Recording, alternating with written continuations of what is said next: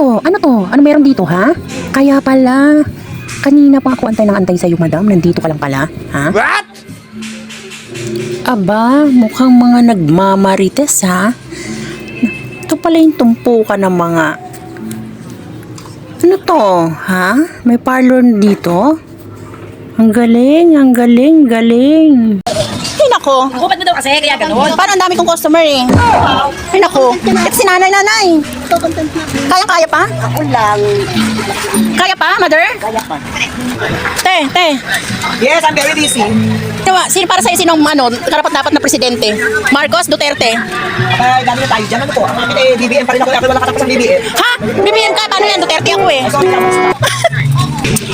Mga madam, ano masasabi nyo ngayon sa kay ex-former Duterte na nasa Netherlands po? Ngayon, ang problema ko, yung asawa ko nasa piling ng iba. Madam, Duterte po ba kayo, BBM? Pareho ko sa gusto. Pero nalulubay ako ngayon. Ay, pinapatay naman yan yung mga adik eh. Mga adik naman ang pinapatay, kaya huwag kayong maging adik para hindi kayo Tumigil isalvage. ka. Yung drug lord ilabas, patayin. Yung pinaka-leader ba tinutukoy mo? Yes. Oo.